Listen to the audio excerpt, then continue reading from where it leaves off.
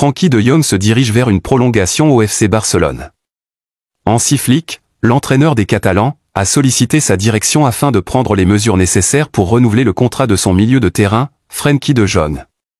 Frenkie de Jong vit une période d'incertitude au FC Barcelone, où son refus de prolonger son contrat suscite des préoccupations. Tandis que la direction sportive a rapidement renouvelé les contrats d'autres joueurs essentiels comme Araujo, Gavi et Pedri, de Jong n'a pas encore répondu aux propositions de prolongation. Son contrat, valable jusqu'en 2026, le place dans une situation délicate, le club ayant clairement indiqué qu'un désaccord, cet été, pourrait le pousser sur le marché des transferts. De plus, ses performances récentes n'ont pas été à la hauteur de ses attentes. Cette situation floue soulève des doutes quant à son avenir au sein du club, bien que De Jong semble revenir en forme. Après avoir récupéré d'une blessure à la cheville qui l'a tenu éloigné des terrains, De Jong semble retrouver son meilleur niveau. Ses performances récentes montrent une amélioration significative, tant sur le plan physique que technique. Les performances attestent de son impact croissant au sein de l'équipe, avec des passes décisives et une intégration renforcée dans le jeu collectif. Il a commencé à enchaîner les titularisations et à partager les temps de jeu avec Marc Casado, qui occupait le poste de pivot de façon indiscutable. Cela a conduit l'entraîneur à faire une requête auprès de sa direction. L'entraîneur du FC Barcelone, Flick, a exprimé son désir de garder De Jong au sein de son équipe.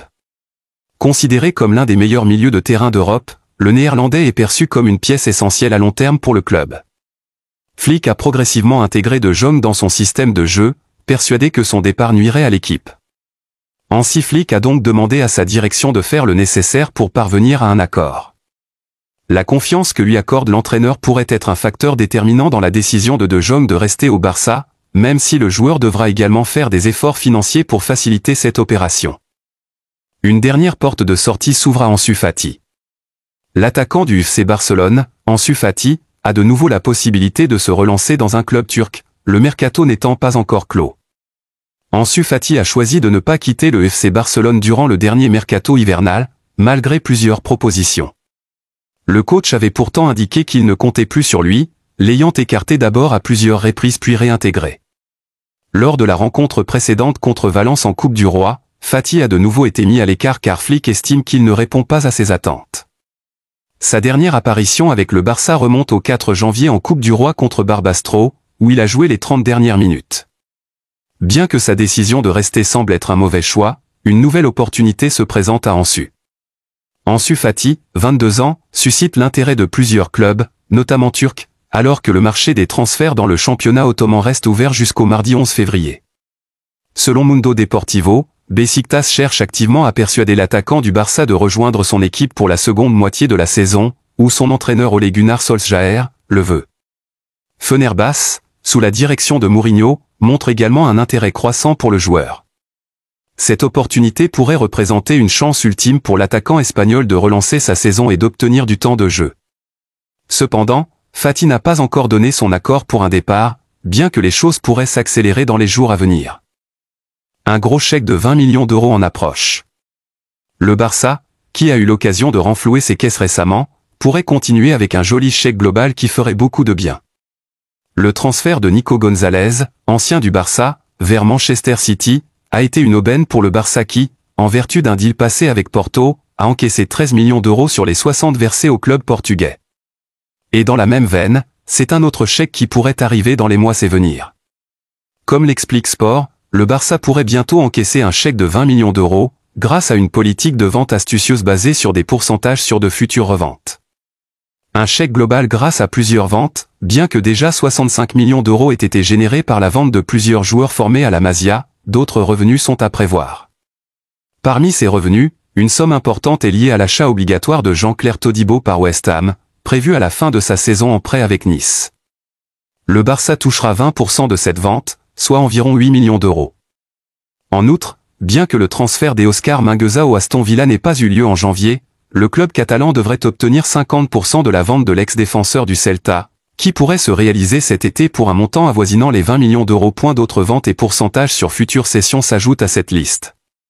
Estany Pedrola, prêté à Bologne, pourrait rapporter jusqu'à 2 millions d'euros si l'option d'achat est levée. Mika Marmol, également sous contrat avec le Barça, pourrait générer jusqu'à 5 millions d'euros en cas de transfert par la Roma, qui avait envisagé de lever sa clause libératoire de 10 millions.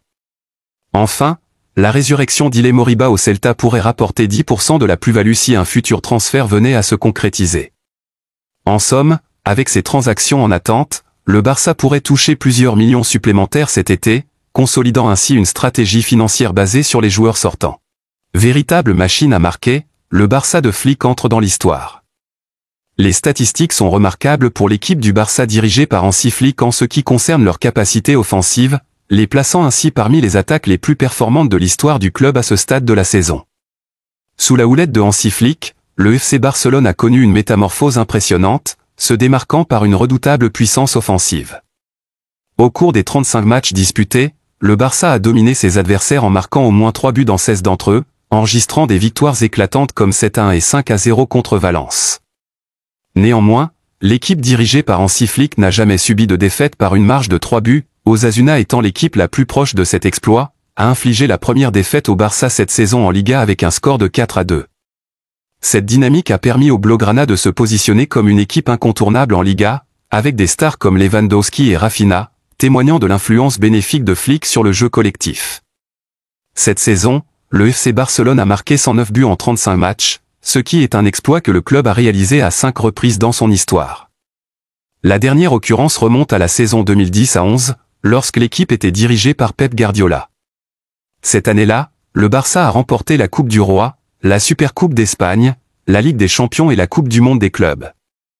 Hansi Flick espère obtenir des résultats similaires, avec une belle dynamique amorcée, incluant une qualification pour les huitièmes de finale de la Ligue des Champions, un regain d'intérêt pour la Liga, une place en demi-finale de la Coupe du Roi et une victoire en Supercoupe d'Espagne. Changement de plan avant la rencontre contre Séville. Le FC Barcelone a eu une modification dans son agenda préétabli suite à un cas de force majeure. Le FC Barcelone a récemment remporté une victoire remarquable en quart de finale de la Coupe du Roi, battant Valence 0-5. Cette performance exceptionnelle a permis à l'équipe de se qualifier pour les demi-finales, renforçant leur morale et leur dynamique avant les prochains défis. Suite à ce match, le staff catalan s'est concentré sur la préparation de la rencontre de Liga à venir, contre Séville, prévue ce dimanche au Sánchez-Pizjuán. Ainsi, Hansi Flick a programmé un entraînement ce vendredi à 12h30 à la Ciutat Esportiva de Barcelone, visant à affiner les stratégies et la condition physique des joueurs pour aborder ce match essentiel dans les meilleures conditions. Cependant, des événements imprévus ont conduit à des modifications du programme. En raison de problèmes survenus lors du retour de Valence, l'équipe n'a pu regagner Barcelone qu'aux petites heures du matin après l'annulation de leur vol causé par le brouillard. Au départ, les Blaugrana devaient rentrer en avion à la fin du match, avec un vol prévu depuis l'aéroport de Castellón à 1h45, atterrissant à Barcelone à 2h30. Ils ont dû finalement prendre un bus pour un trajet d'environ 4 heures, arrivant donc beaucoup plus tard que prévu. Par conséquent, seuls quelques joueurs, tels que Koundé, Ferran et Lewandowski, ont pu participer à l'entraînement du jour, tandis que les autres ont préféré se reposer, pour attendre la séance du samedi.